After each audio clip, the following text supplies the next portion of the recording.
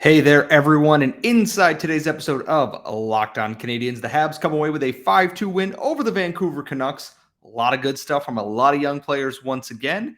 Is Owen Beck going to be snubbed by Hockey Canada regardless of his age? And I'm going to do a little bit of a check-in with the Rockets, and so many of you have asked about what's going on with the team this season. All that and more inside today's show. Locked On Canadiens, your daily podcast on the Montreal Canadiens. Part of the Locked On Podcast Network, your team every day.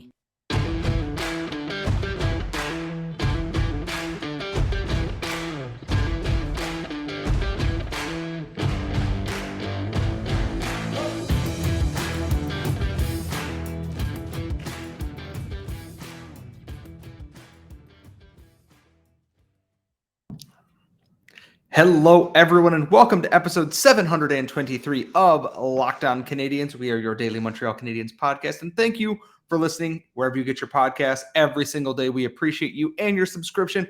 And if you're watching me on YouTube right now, thank you for subscribing. It means a ton to us. Make sure you ring the bell to get notified every time we post a brand new episode or go live, likely with me doing something stupid and food-related, because we love and cherish all of you so very deeply. I am, of course, Scott Matla. I am solo hosting Locked On Canadiens this week, while my co-host, the active stick, Laura Saba, is on a much-deserved vacation in the south of France, which, you know what?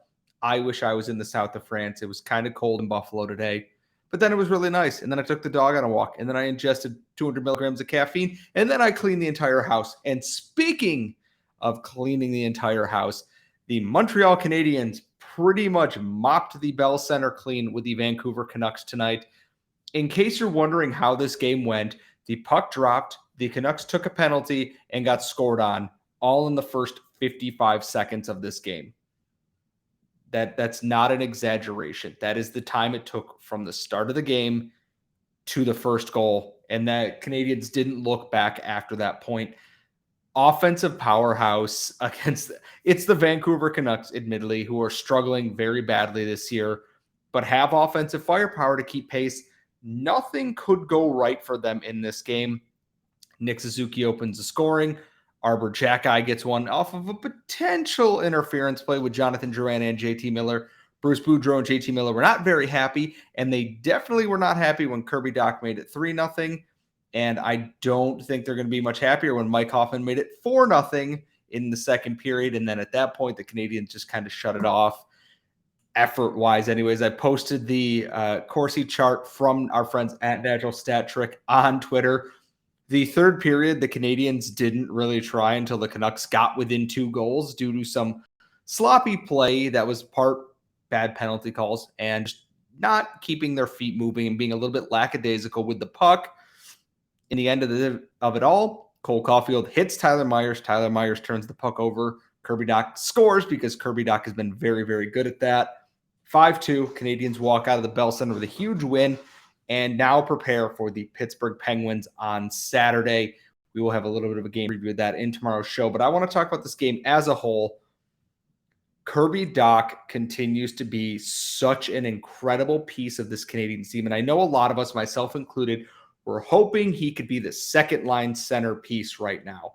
And he's not currently at this point. He is currently, though, a first-line right winger with Nick Suzuki and Cole Caulfield, and that line continues to just absolutely torch teams.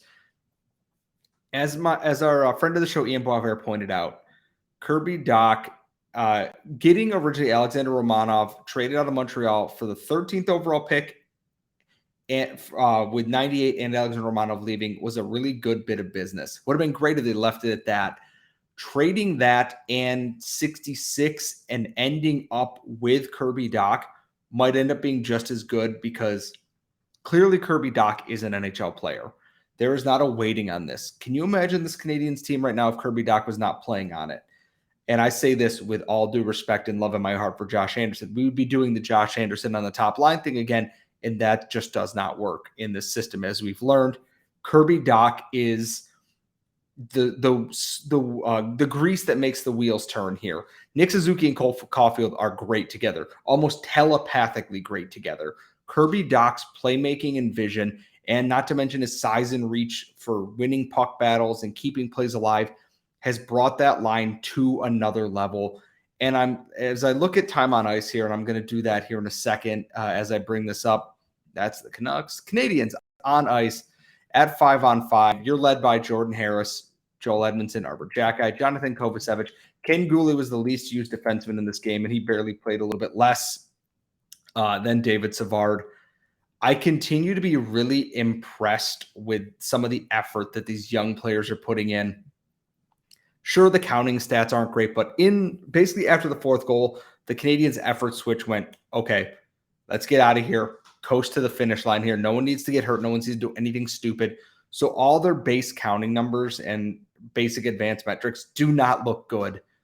But that's in the third period where Montreal had just under 26% of the shots on net in that. They didn't really get outscoring chanced. High danger chances were even. Yes, Vancouver had a little bit higher expected goals, but the Canadiens didn't really seem to be in any danger. So, of course, they're sitting back defending. Their numbers aren't going to look great. And if you're Vancouver, you can't look at this and go, well, all the possession numbers look great. This was not a close game at all. Vancouver got speed bagged from the outset in this, and they look like a team that just doesn't have an answer for anything. That first goal happened, and then they just seemed upset and off their game all night. Yes, I know they played last night. So did the Canadiens, and they played Ottawa. The Canadiens played Detroit. Detroit is currently a better team than the Ottawa Senators, and they came away with a win in the shootout. Longer thing, playing without two of their regular forwards, one due to suspension, two due to suspension. That's my fault, which, by the way, guys, good work getting through a game with nobody getting suspended this time. I'm very proud of you all. Let's not do this again, shall we? Vancouver wasn't close in this, and they look like a team that I believe, I'm trying to think of who said this on Twitter. It was one of the Canucks beats that the Canadiens are a team in rebuild, and they're out there speed bagging a Canucks team that's spent to the ceiling and doesn't look very good. And I'm suddenly very much reminded of the Montreal Canadiens last year. Were they supposed to be the best team? No. Were they supposed to potentially be a playoff team? Yeah, and then everything went wrong. The Canucks are in that spot right now, and you don't want to be bad on accident. You do not want to be bad on accident when you are spending to the cap, especially with a coach who's suddenly on the hot seat despite coming in and doing such good things. The Canucks are not in a good spot. And a big shout out to this game also needs to go to Samuel Montembeault, 939 save percentage on the night. He continues to defy the whole expected goals against thing here. I got to say, I'm really impressed with what Samuel Montembeault continues to do for this Canadiens team. It's not going to last forever. He's not going to be a 925, 930 goalie. But you know what? To quote Steve Dangle and all them with Nikita Sosnikov, you're going to ride that wave while you can. This season's going to get worse at some point. I don't know when it's going to be. So I'm going to enjoy what I have right now. I'm not worried about the tank. I'm not worried about drafting in the top 5 when the top 10 is completely stacked in this upcoming draft. And they have multiple other first-round picks. I'm not worried about it. I am not going to worry about it. I'm going to just sit here and enjoy the Montreal Canadiens win. And we're going to shift gears here a little bit because we're going to talk prospects for the back half of this episode. And that's going to start with Team Canada, the World Juniors. Owen Beck, is he getting snubbed? We're going to find out in our next segment. But first, as always, this show is brought to you by the fine folks at betonline.net. They're your number one source for all your sports betting info, stats, news, and analysis. And they've got everything. The World Cup is coming up in the near future. Obviously, the NFL and NCAA football seasons are in full swing. Hockey is happening. NBA is back. NCAA basketball starting. And if you want something different, bet on MMA, bet on boxing. They have you covered. They are the fastest and easiest way to get your betting fix. So head to the website today. That's betonline.net, or use your mobile device to get started. And remember, folks, bet online. It is where the game starts. All right. So not usually my biggest area of expertise. Just kidding. I just pretend to play an expert on the show when it comes to prospects. TSN dropped their Team Canada 2023 projected lineup. And I looked at this and I went, a lot of this makes sense. And a lot of it is, who knows? We haven't seen one for Team USA yet. I don't know what's going on with Slovakia. I can guarantee you at least Philip Mešár will be there. It's unclear if Juraj Slafkovský will go. I'm not opposed to letting him go to that. Let him represent his country. Let him get that confidence boost playing in his age group there a little bit. I'm not opposed to that at all, but we will have more discussion on that as rosters and everything are released, because World Juniors is about a month and a half and away. But if they're starting to drop projected lineups and I see something I don't like, I'm going to talk about it with you because that is what they pay me for. And I look at Team Canada's 2023 projected lineup. I believe this was Craig Button and the folks over at TSN Sports. In net, Benjamin Gaudreau. Hello, Locked On Sharks. Love you guys. Tyler Brennan, Thomas Milic. Okay. I don't know anything about goalies. The Habs don't have any real good Canadian goalies. Not going to worry about it. Defense, Kevin Korchinski, Ethan Del Mastro, Carson Lambos, Nolan Allen, Owen Zellweger, Carson Kuhlmans, and Denton Matechuk. I had some people ask me when I tweeted my thoughts about this originally, why is Logan Mailloux not on this team? It's not that I don't think he might be on Hockey Canada's radar based on the way Hockey Canada picks teams. I look at some of the names on this, and I do not think he's able to produce or has produced at a level that is equal to this or has that same experience. That top pairing with Zellweger and Korchinski is very, very good. Kuhlmans is a very good player. Denton Matechuk, Carson Lambos is a devastating combination there. There's a lot of guys in front of him. Could he make it next year potentially if he's still eligible? I don't see why not, but he's got a lot of proving to do to make that because Hockey Canada, obviously, very deep team there. Now is where we get to the fun part.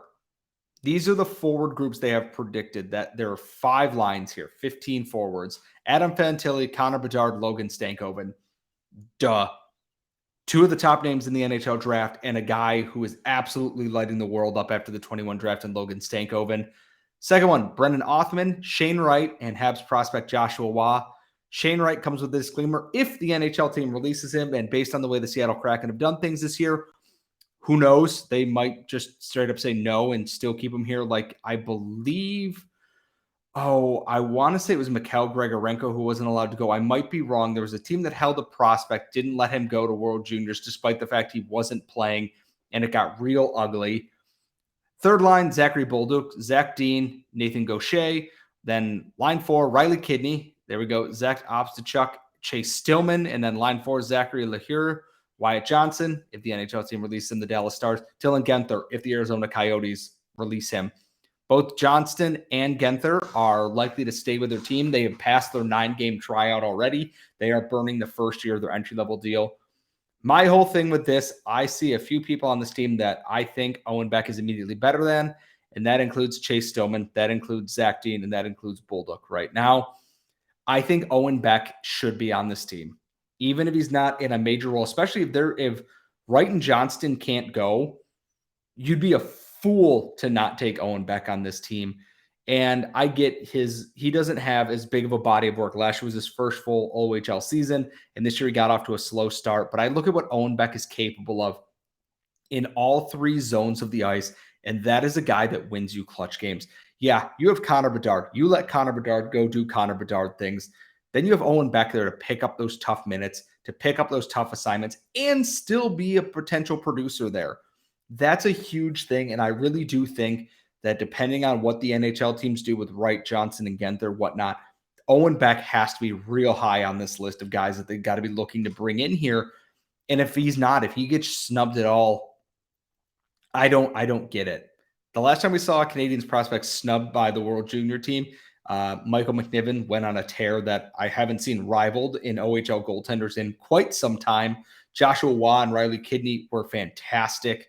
Even coming off of World Juniors, I believe Waugh was the last cut last year. I could be wrong, but he absolutely torched the queue. Him being in that role in the top 6 is a huge opportunity for him. And I do think Riley Kidney is going to be a big power play piece for them. It's nice to see that it's not one prospect per team. Team USA, you got to be looking at a guy like Lane Hudson. Absolutely have to be looking at a guy like Lane Hudson for Team USA. Slafkovský and Mešár are going to be on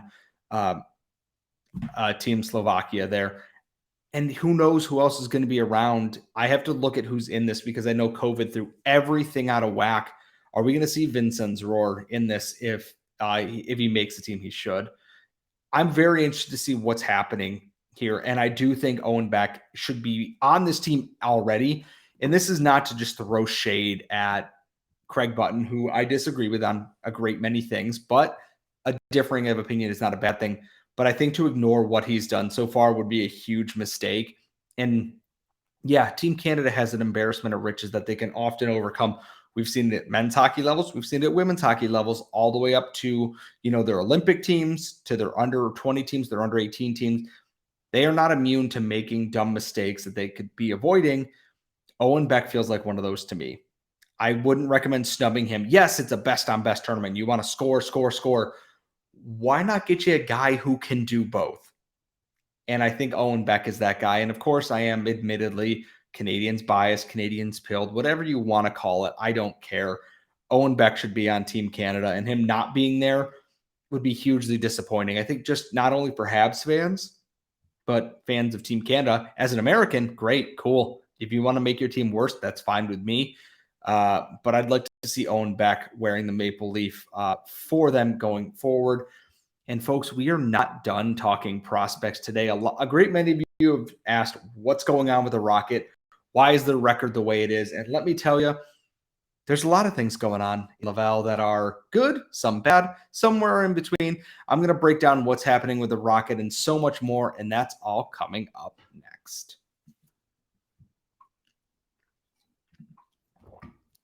We are back. It is the last segment of today's Locked On Canadiens. As you know, tomorrow is Thursday, which means we will be recording the mailbag episode. So if you want to send questions, send them to @LO_Canadiens, LockedOnCanadiens@gmail.com. I will do my best to get to all the questions. I am doing my best to balance everything as I am solo running the show tonight. We'll probably preview the Pittsburgh Penguins game on Saturday a little bit because the Penguins are beat up and hurt. Josh Anderson's coming off suspension. He's going to be looking to prove a point. We'll preview that, answer your questions, and so much more in that.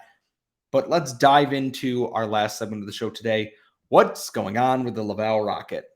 One game away from the Calder Cup finals last year to struggling to put together consistent efforts this season. And I already want to kind of backtrack that statement as a whole. They've been consistent in their efforts. They haven't been consistent in their results.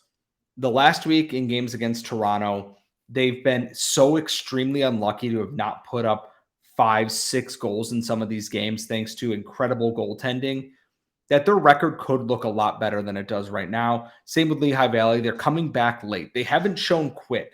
They go down in a game and they still battle back, and the effort is there. And that's, you know what? That's great, because that's what you want to see out of this team. If they're quitting already, it reminds me of a few years ago when they had Phil Verone and I'm going to forget his name here, Riley Barber. And after a loss, Phil Verone called it effing embarrassing. And like 3 days later, he and Riley Barber were traded out the door.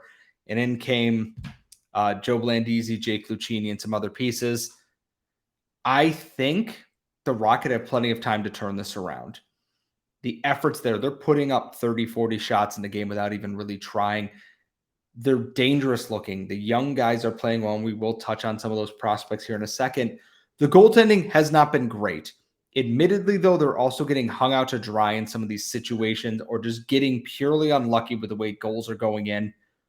Kevin Poulin bounced back after kind of a rough start. He was the only reason the Rocket earned a point last Saturday against Lehigh Valley. He faced over 40 shots after a very rough first period and 21 shots aside in the third period where they all went no defense, all gas.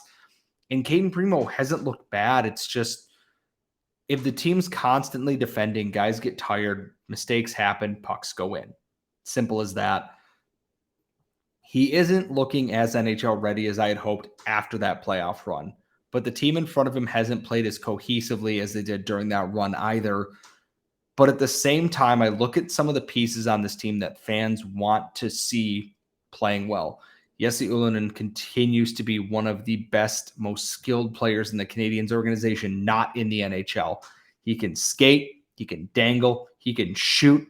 He's doing everything you want from him in terms of development.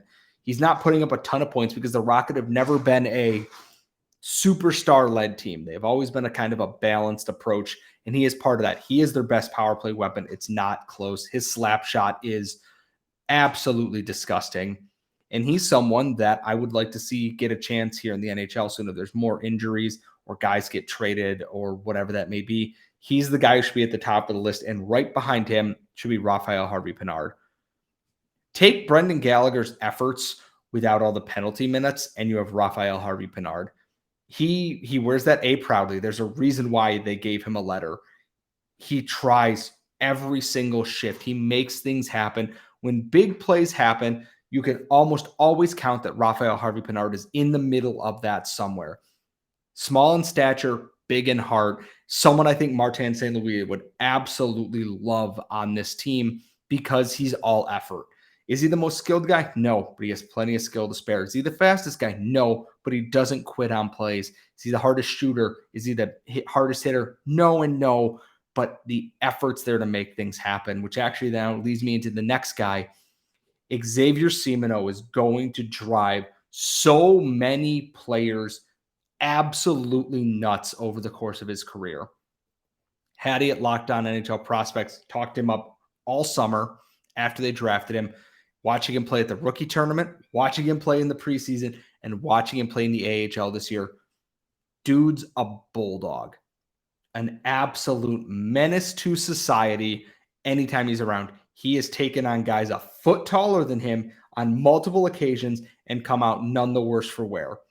He does not care who you are, how tough you are. He doesn't care. He will get in your grill. He will then score a goal on the next shift, and he will be right back in there the next shift he's out there. If you want a Brendan Gallagher replacement, Xavier Simoneau is that guy. Absolutely tenacious. He gets to the net. He causes havoc. He's pure chaos around the net, and that's the key point that you want here is he makes, like Raphael Harvey-Pinard makes things happen, effort and skill. Xavier Simoneau makes things happen with just pure spite in his body. He wants bad things to happen to you. He doesn't cross a line. He tiptoes right along there. He's not doing anything super illegal, maybe a little poke there, a little poke here, but he's going to let you know he's there every single time. I can't wait for his first NHL game because someone's going to take a swing at him. Will he have deserved it? Who knows? But he's right in the right spot every single time. On defense, Nicholas Beaudin, I think, has looked very strong in a couple of games that he's played in so far. I need more time on that just to analyze how he's played. I haven't seen anything that's like, nope, bust, terrible player, no good. I think he's been just fine in the way that for what they need right now. And it's a solid trade to get a guy who I think is going to be an AHL regular or will be on the NHL call-up list sooner for a guy who was in the ECHL right now. And now Matthias Norlinder, probably the most divisive prospect in the current AHL system right now. I like Norlinder a lot. I think he looks so much better than last year. Jean-Francois Houle is trusting him more than he did last year. He's out there in crucial situations. He's quarterbacking the power play. He's playing more 5-on-5 minutes. He still has his brain farts. He still has some of his mistakes. But I am seeing more and more of a Matthias Norlinder that I am sure is an NHL player. Some of the points aren't there, but again, the Rocket are not a high-scoring team. They are not a team backed by one or two superstar scorers like other teams or high-end flying prospects. But he's such a solid defenseman there. And Justin Barron has come out of his shell here a bit too. He looks a lot better than he did and is just more confident in his abilities. And it's like we talked about with the Habs this year. If they're playing well with their young stars like we saw against the Canucks tonight and they lose this game 4-2, are we upset because, Dach and Suzuki look great? No, not at all. It's kind of the same thought process I have with the Rocket right now. I do want them to win games. Winning games is important, but I look at Norlinder play and I look at Ullinen play and I look at Barron play and I look at Harvey-Pinard and Simoneau play, etc. They're in everything. There are some vets helping out. Brandon Gignac, Gabriel Bork, Anthony Richard are all standouts right now. Alex Belzile is obviously injured. Would like to see more from Dominic Martel. But when I see things happening, it's happening because young guys are making it happen. And that's what you want out of the team. And then Anthony Richard was brought in to be a scoring leader on this team as a veteran there. And I think he's someone they might give an NHL look to before too long if they need a fourth line body who plays with energy. I'm not worried about the Rocket quite yet. Yes, their record is not where I want it to be, especially after the run they made last year. But it's early. There is time to turn it around. They're going to get bodies at some point as players become healthy. They're going to add another defenseman here because they have to. And if they trade bodies, they're likely going to fill up on guys that can go to the AHL here. I'm not too worried about them. Maybe in another couple of weeks, then I start worrying about it. But I don't think anything Jean-Francois Hould is doing is wrong. Shots are going in well. The team seems to have the structure and everything. It's just they can't buy a goal, and they need a little bit of luck here and there. Rem Pitlick joins the team for the weekend games here. We're going to see, what he has. He was disappointed to be sent down, but he knows he has to earn his way back. And I think his skill set is just what this team can need. And we're going to see what he does. They played the Utica Comets or the Utica Devils, I should say. Comets, Devils. I can't remember if they switched it back or not. Doesn't matter. Their admin tweeted me things about Cole Caulfield once, so they're irrelevant. They play Friday night, free on AHL TV, so please sign up. You can watch it there for free. Don't got to pay for anything. Check them out for yourself. I will happily answer any questions if I see them on Twitter, which, if you have questions for our mailbag, at @LO_Canadiens, you can tweet me at Scott Matla as well. Laura's on vacation, so I am not telling you to tweet her right now. Thank you so much for listening. If you're listening to this wherever you got your daily podcast, thank you so much. If you're watching this on YouTube, thank you for subscribing. Please ring the bell. And when you are done checking us out, please check out Locked On Sports Today. Same thing, wherever you get your podcasts, on YouTube, and so much more. And folks, I will see you next time.